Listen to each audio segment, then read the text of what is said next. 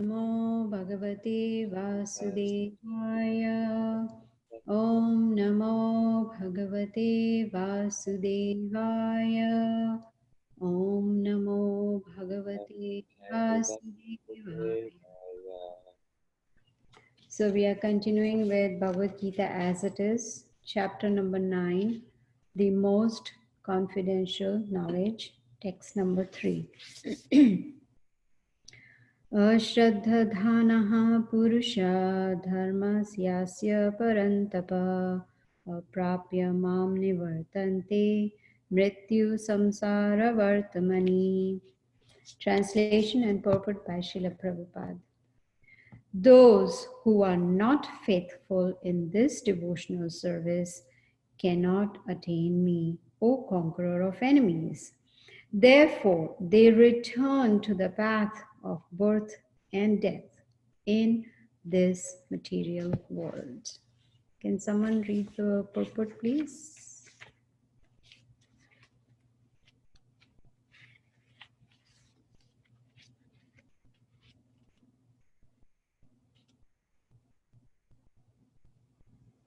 Would someone like to read? Okay, go ahead, Hemant. The faithless cannot accomplish this process of devotional service. That is the purport of this verse. Faith is created by association with devotees. Unfortunate people, even after hearing all the evidence of Vedic literature from great personalities, still have no faith in God. They are hesitant and cannot stay fixed in the devotional service of the Lord. Thus, faith is the most important factor for progress in Krishna consciousness. In Chaitanya Charitamrita, it is said that faith is the complete conviction that simply by serving the Supreme Lord Sri Krishna, one can achieve all perfection. That is called real faith. As stated in Srimad Bhagavatam, by giving water to the root of a tree, one satisfies its branches, twigs, and leaves, and by supplying food to the stomach, one satisfies all the senses of the body. Similarly, by engaging in the transcendental service of the Supreme Lord, one automatically satisfies all the demigods and all other living entities. Therefore, after reading Bhagavad Gita, one should promptly come to the conclusion of Bhagavad Gita. One should give up all other engagements and adopt the service of the Supreme Lord Krishna, the personality of Godhead. If one is convinced in this philosophy of life, that is faith. Now, the development of that faith is the process of Krishna consciousness. There are three divisions of Krishna conscious men. In the third class are those who have no faith. Even if they're even if they're officially engaged in devotional service, they cannot achieve the highest perfectional stage. Most probably, they will ship after some time. They may Slip. become slip after some time, sorry. They may become engaged, but because they haven't complete conviction and faith, it is very difficult for them to continue in Krishna consciousness. We have practical experience in discharging our missionary activities that some people come and apply themselves to Krishna consciousness with some hidden motive. And as soon as they are economically a little well situated, they will give up this process and take to their old ways again. It is only by faith that one can advance in Krishna consciousness. As far as the development of faith is concerned, one who is well versed in the literatures of devotional service and has attained the stage of firm faith is called first class person of Krishna consciousness. And in the second class are those who are not very advanced in understanding the devotional scriptures, but who automatically have firm faith that Krishna bhakti or service to Krishna is the best course, and so in good faith have taken it up. Thus, they are superior to the third class, who have neither perfect knowledge of the scriptures nor good faith by association and simplicity are trying to follow. The third class person in Krishna consciousness may fall down, but when one is in the second class, he does not fall down. And for the first class person in Krishna consciousness, there is no chance of falling down. One in the first class will surely make progress and achieve the results at the end. As far as the third class person in Krishna consciousness is concerned, although he has faith in the conviction that devotional service to Krishna is very good, he has not yet gained adequate knowledge of Krishna through the scriptures of Srimad Bhagavatam and Bhagavad Gita. Sometimes these third class persons in Krishna consciousness have some tendency towards karma yoga and jnana yoga, and sometimes they are disturbed. But as soon as the infection of karma yoga or jnana yoga is vanquished, they become second class or first class persons in Krishna consciousness. Faith in Krishna is also divided into three stages and described in Srimad Bhagavatam. First class attachment, second class attachment, and third class attachment are also explained in Srimad Bhagavatam in the 11th canto. Those who have no faith, even after hearing about Krishna and the excellence of devotional service, who think that this is simply eulogy, find the path very difficult, even if they're supposedly engaged in devotional service. For them, there is very little hope of gaining perfection. Thus, faith is very important in the discharge of devotional service. Thank you. Om Ajnanatimrandasya Jnananjana Shalakaya Chakshur Unmilitam Yena Tasmai Shri Gurave Namaha. So as we learned the first two verses of this most confidential knowledge, we saw Krishna is talking about Rajavidya Rajaguhyam, that this Bhagavad Gita knowledge is the king of education, and if even it is most secret, it can still be understood by the mercy of the Supreme Lord. And we can become advanced just by hearing about Krishna from the Bhagavad Gita. And those who are not envious, they can hear properly. So if one is envious of the Supreme Lord, it is not possible to even hear properly. And once we hear properly, then we can become free from material miseries. Now this verse that we took, number 3, he's saying those who are not faithful in this devotional service cannot attain me. This devotional service. What does Krishna mean by this devotional service? He's talking about all that he has explained up till now from chapter 2 onwards till this 9th chapter. That hearing and chanting is the process. That is devotional service. When we hear from the Bhagavad Gita, that develops a desire for us to chant, and when we chant, that leads to remembrance of the Supreme Lord. Now when we follow this path of devotional service, Krishna consciousness, then Krishna says that person does not return back into this material world. But if one is not faithful in this devotional service, then one comes back into this material world, which is a cycle of birth, disease, old age, and death. And how does that take place? Action and reaction. So every action has a reaction.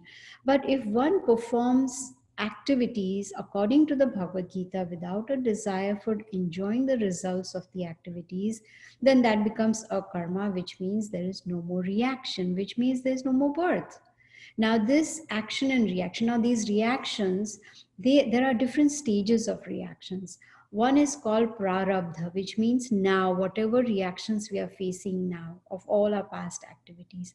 Another one is called phalanamukha, which means it is waiting.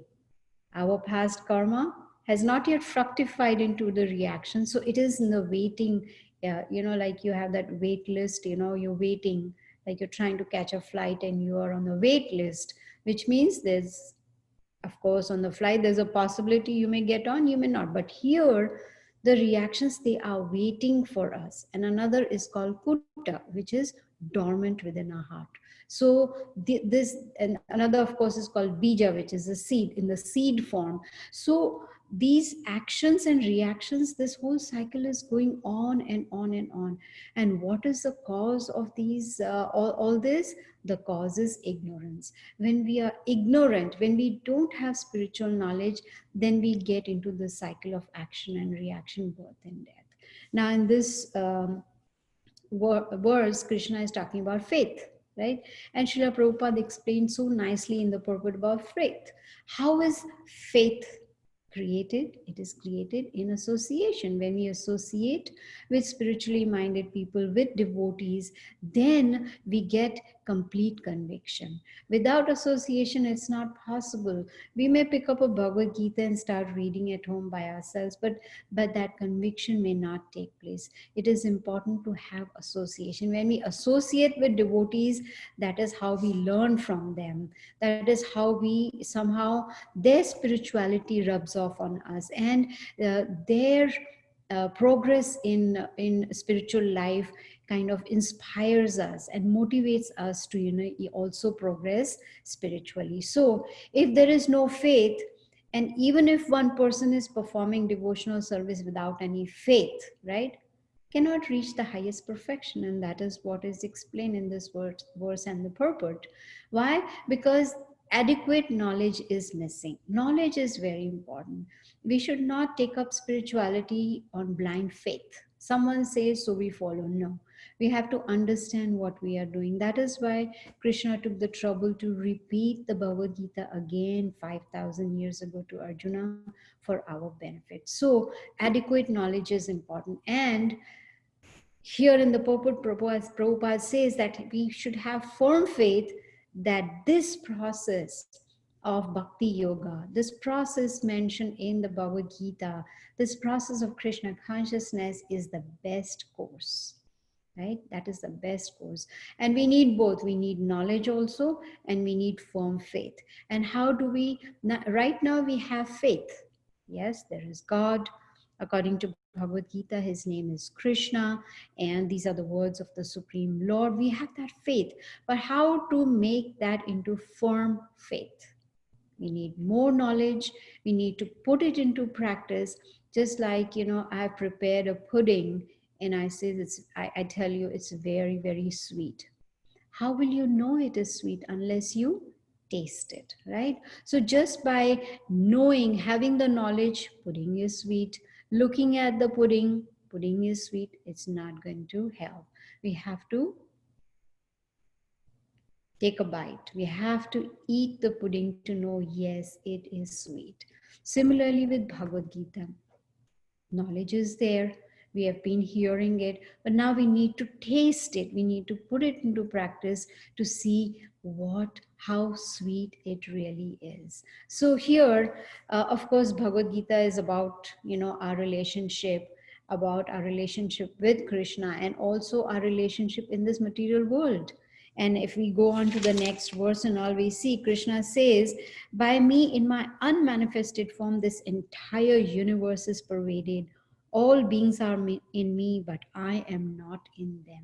So he is again explaining to us the opulence, explaining to us how great he is, that the whole universe is pervaded by Krishna in his unmanifested form, and Krishna is connected to the material world, yet he is aloof from the material world. That's very important to understand. I know it's difficult to conceive all this with our material senses, but how can we understand this? And Prabhupada explains that anything that is beyond our conception, we should accept word of authority. Authority means the disciplic succession, the parampara that is coming down from Krishna himself.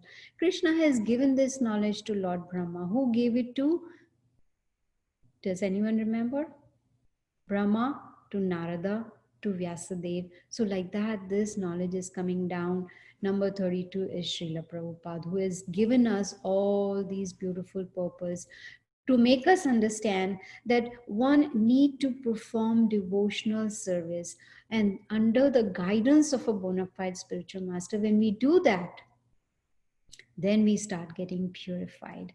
And when the purification is complete, then Krishna will reveal himself to us. Now, according to this verse, he is everywhere, but we cannot see him, right? We cannot see him. Just like, sunshine is spread all over. Similarly, Krishna's energy is spread all over this creation.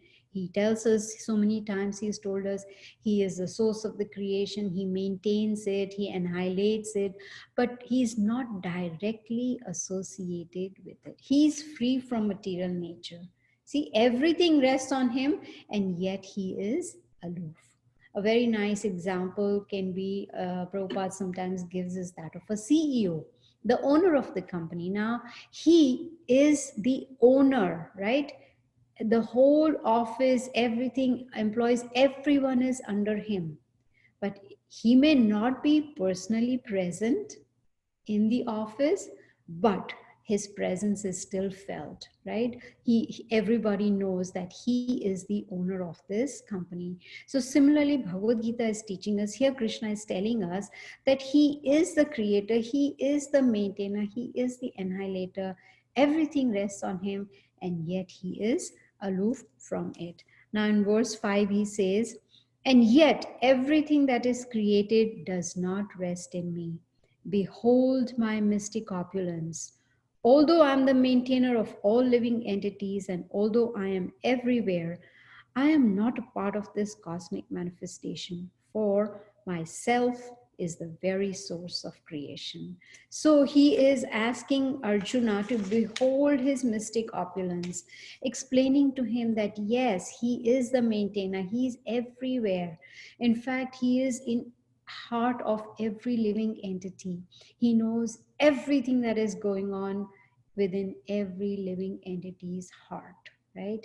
But yet he's saying, I am not part of the creation. He's the source, but he's not directly maintaining and sustaining, right? Just like the CEO, he's not directly doing the accounts, he's not directly doing work in human resources, he's not directly, doing sales, but everything is happening according to the will of the CEO in the company, right? So similarly here also, Krishna is not directly maintaining, sustaining. He has already appointed the demigods to do that for him, but he just has to will it. His will has to be there, and it happens. Like we learned in the earlier chapters, where Krishna says he just glances at the material nature and the creation takes place, right? So it is the will of the Supreme Lord, it's the will of Krishna. That is very, very important. He maintains all, but he still remains separate, he's detached, and that is an inconceivable nature. It's very, Krishna himself says it's not possible to understand me unless he himself shows his mercy to us, right?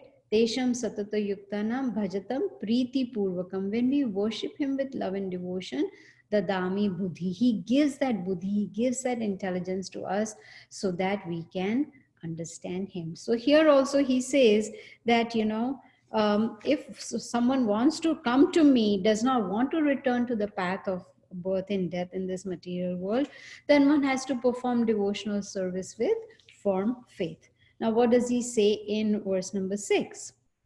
Understand that as the mighty wind blowing everywhere rests always in the sky, all created beings rest in me. See, so many verses he's repeating the same thing again and again, that he is a creator, he's a maintainer, he is in all living entities, he is everywhere, everything is in me, which means he is the supreme personality of Godhead, right? So just like the mighty wind rests in the sky, similarly, all living entities, they rest in Krishna. Now, sky may be the biggest manifestation, right? And in the sky, the wind may be the biggest manifestation, and the movement of air influences movement of everything. Now, supposing, of course, the wind is great, but still it's in the sky, not beyond the sky, right? It is in the sky. So this cosmic manifestation, it exists by the will of the Supreme Lord. Nice example is that the sky is like an upside down bowl, right? The bowl is there, but it is upside down. And the wind, it blows freely, but it blows inside that bowl, right? So the sky is like an upside down bowl, and the wind is inside blowing, but it is blowing only inside. The sky is restricting the area, but not the movement. Does that make sense, right? The area is just like Prabhupada explains also of a child in a fenced backyard, right? The movement is not restricted, but the area is restricted. So the child has that fenced backyard and he has to play inside that. Similarly, the wind has to blow inside that upside down bowl like sky. So here we can see that based on our karma, we also, now we do have that minute freedom of choice, we have that minute independence, but still we are inside that fenced backyard based on our karma. We get only what we are entitled to. So based on that karma, we have that free movement, but the area is restricted. Now let's see verse number 7. What does he say? O son of Kunti, at the end of the millennium, all material manifestations enter into my nature. And at the beginning of another millennium, by my potency, I create them again. Once again, Krishna is stressing on the point that everything happens by his will. He is the one who creates and highlights, and he's the one who decides, that what happens, that all the material manifestation enter into my nature. Now, of course, I have talked about this many times, this knowledge from Srimad Bhagavatam, where we have learned the lifespan of Lord Brahma, 311 trillion 40 billion earthly years. Now, every time the night of Brahma comes, at that time there is partial annihilation. But when he completes 100 years of his life, which is 311 trillion 40 billion years, then there is complete annihilation. And that is what here Krishna is saying, that when that happens, that all material manifestations, they enter into him. That means we also enter. Now, also in Srimad Bhagavatam, there is a description about how and what happens. All living entities, they enter into the body of Mahavishnu. Mahavishnu is the expansion of Lord Krishna, and Krishna expands so that Mahavishnu, when he breathes out, all the universes come out from his pores. And when he breathes in, everything goes back into his body. And another expansion of Mahavishnu is Garbhodakshai Vishnu. And this Garbhodakshai Vishnu, who is laying on the causal ocean, from his navel comes a beautiful lotus flower, and Lord Brahma takes birth there on that lotus flower. And this Garbhodakshai Vishnu again expands into Shirodakshai Vishnu, who is situated as the super soul Paramatma within the heart of all living entities. So here Krishna is explaining how, the whole creation, it is manifested, and then again it is unmanifested. Now, we have also heard that when we are talking about all living entities, we are talking about 8.4 million species of lives, different species, out of which 3 million are animals, 2 million are trees, 1 million different species of birds, 1.1 million species of insects, 900,000 aquatics, and only 400,000 human beings. This is a total of 8.4 million species of life. So we can see that everything belongs to Krishna. Everything is within Krishna. He is the Supreme Lord. He is the creator. He is the maintainer. He's the annihilator. He's the sanctioner. And he's also the one who is in charge of everything. Now let's go look at verse number 8. The whole cosmic order is under me. Under my will, it is automatically manifested again and again. And under my will, it is annihilated at the end. I have a question for you all. What do you think is the most important word in this verse? Verse number 8. What is it?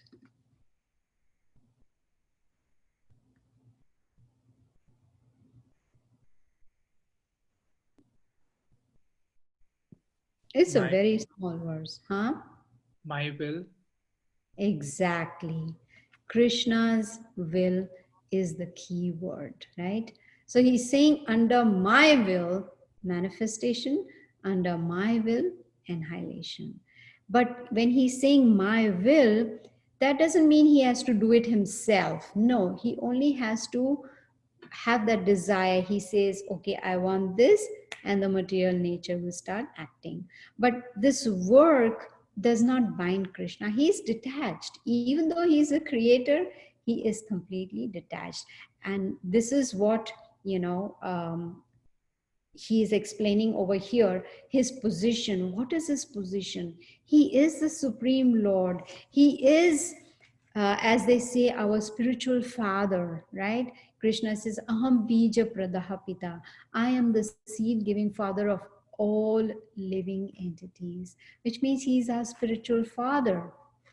Yes, in every the material body that we take, we do get a material father, but that keeps changing, right? Every birth, there is a new father. There's this very nice pastime which is there in Srimad Bhagavatam about King Chitraketu. King Chitraketu was very opulent, very powerful, very famous king, and he had many wives, but he had no children.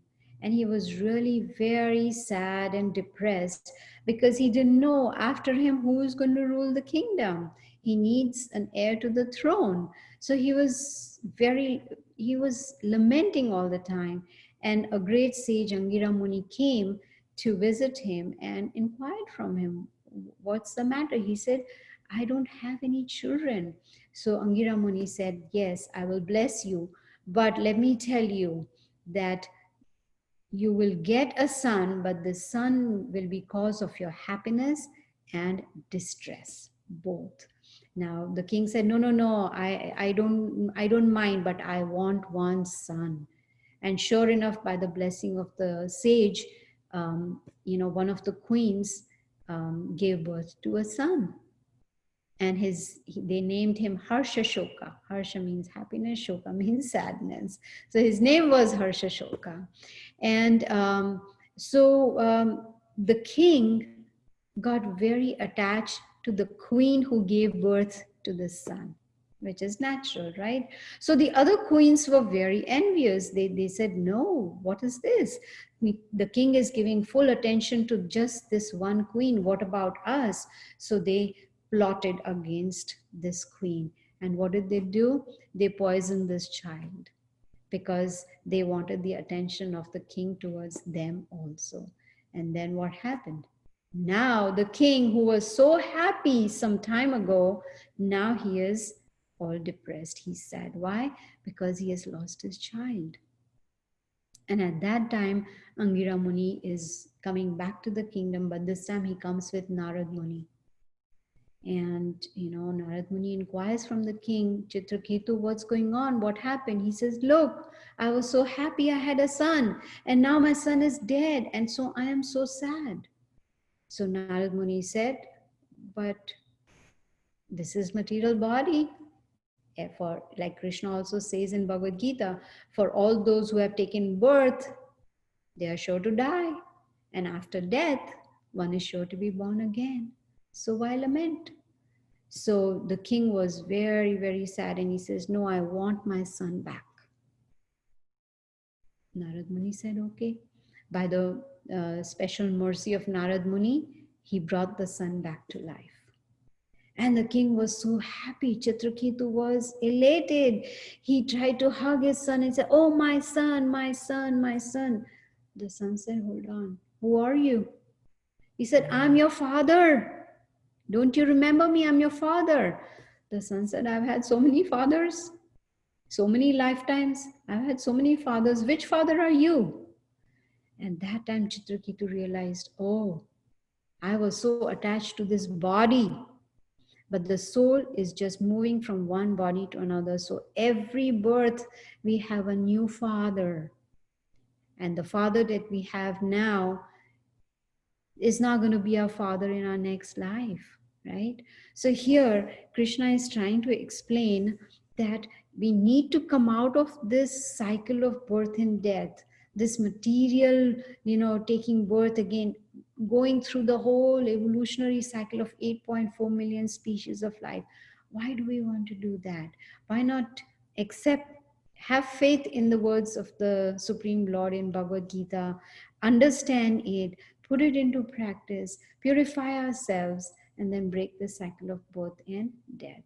So here we see that Krishna is talking about my will. Everything happens, like they say, not even a blade of grass moves without the sanction of the Supreme Lord. And all living entities, they are impregnated in material nature by karma. Whatever actions we perform, we face our reactions. Now, we see many times in the hospital, kids, many kids are born at the same time in the same hospital, right? One may be born in a very rich family, the other one may not be born in a rich family. One may be very, very beautiful, the other one may not be. One may be, so why is it that there is so much difference? It is past karma. You know what happens? Whatever actions we have performed in our past, right now in the present, we are thinking about the past. Yes or no? Right? Oh, that one did this to me. That one said that to me. That happened to me. And we're just living in the past. We're just thinking about the past. We're not living in the present. And when we are not thinking about the past, we're thinking about the future, right? Oh, what will happen in the future? How much money am I going to make? Which job am I going to get? Which girl I'm going to get? We're just thinking about the future. What about the present? At present, whatever we are facing is because of our past actions. We are facing reactions now. But right now in the present, we have the opportunity to improve our future. Yes, maybe in the past, our actions have not been so good that there is a possibility in the future also we may have to face some really bad reactions. But if we take to Krishna consciousness seriously now at present, in this present moment, if we live a Krishna conscious life, if we practice Bhagavad Gita in our daily life, then we are improving our future. And that is what Krishna tells us in 18th chapter, that if we abandon all varieties of religion and we just surrender unto him, follow his instructions, then he says he will wipe out our all past sinful actions. All reactions will be removed, and then we will have a clean, absolutely zero karma. And then we can build on that, build a spiritual bank balance, and somehow or the other make use of this rare human form of life in Krishna consciousness. All we have to do is change our consciousness. Activities remain the same. We still eat, we still sleep, we still work, we still have relationships. Everything we are doing the same. Only thing, we are changing the consciousness, which means we are dovetailing our activities towards Krishna, making Krishna the center of our lives. So here we can see that Krishna, he's talking about that he, by his will, living entities are impregnated in material nature because of karma, and all living entities are created at the same time. The birds, the bees, the humans, all. And everything is done by the will of the Supreme Lord. We'll take one more verse for today, number 9. O Dhananjaya, all this work cannot bind me. I am ever detached from all these material activities, seated as though neutral. You see, Krishna is doing everything, but no karma binds Krishna. No work binds him. He is the Supreme Lord, right? He's detached, he's neutral. Now in chapter 3, we learned Yagnarthat karmano nyatra loko yam karma bandhanaha, where Krishna says that work done as a sacrifice for Krishna has to be performed. Otherwise, work causes bondage. And no one likes to be in bondage. We want to be liberated. We want to be free. We don't want anyone to chain us, bind us or tie us up so that we don't have the freedom. Everyone wants freedom. But how to get that freedom? Krishna says that whatever we do, we have to do it as a sacrifice for the Supreme Lord. Not have the desire to enjoy the fruits of our activities. Now Krishna is saying that all that he is doing by his will, nothing of that binds him at all. He's detached. He is only engaged in his spiritual pastimes in the spiritual world. That's it. He is neutral. A nice example Srila Prabhupada gives is that of a high court judge, right? So, what does a high court judge do? He just sits on his seat and he uh, judges, right? He will see if a person, has been, has done something wrong, he'll punish. If someone has done something good, he will reward. So, but the judge is detached. He's neutral, right? It doesn't affect him at all. If he gives punishment to someone, he doesn't, cry and, feel sad about it. No, he's just passing a judgment. That's his job, his responsibility. He is completely detached. So similarly, the Supreme Lord also is neutral and he is detached. He's just giving us what we deserve, right? If you've done something good, he will reward us. If you have done something sinful, he is going to punish us. And that is his job. That is his responsibility. So he's detached and he is neutral. And he is the one who decides whether one should be punished or one should be rewarded. And that is based, everything is based on our activity. So we have to be very, very careful whenever we are performing any actions. We have to think about it.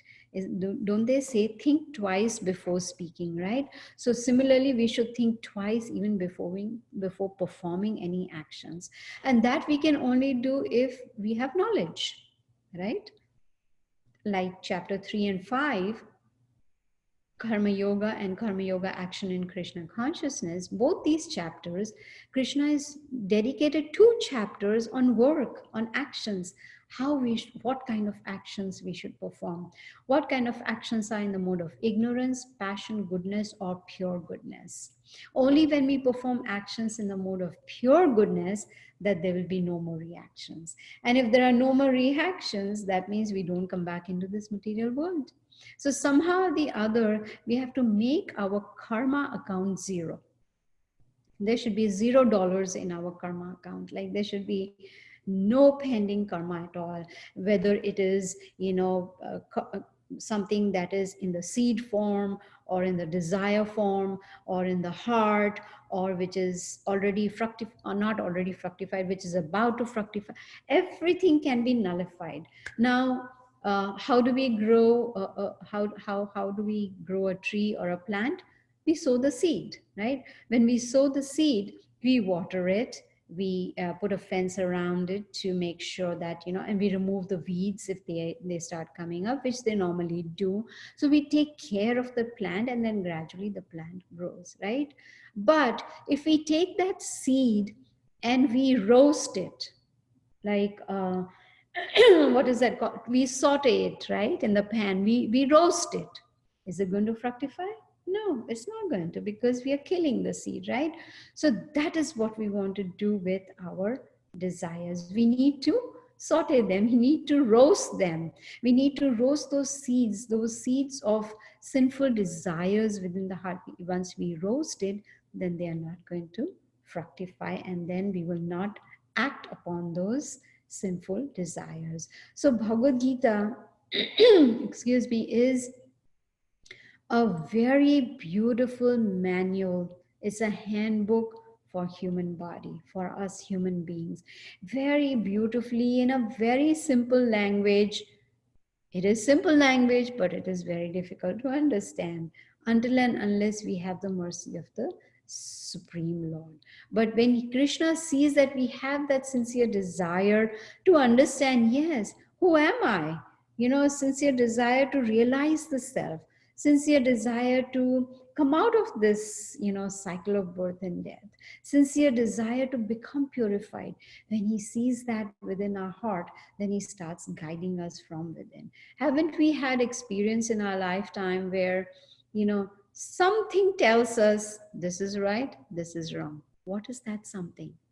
That is a Supreme Lord guiding us. Like if one is about to, probably steal, or cheat someone, something says this is wrong. What is that something? That is a Supreme Lord guiding us from within, telling us what is right, what is wrong. But then it is up to us. What do we choose to do? Do we hear that? Or do we just let it go like, oh no, I'm not going to listen to it?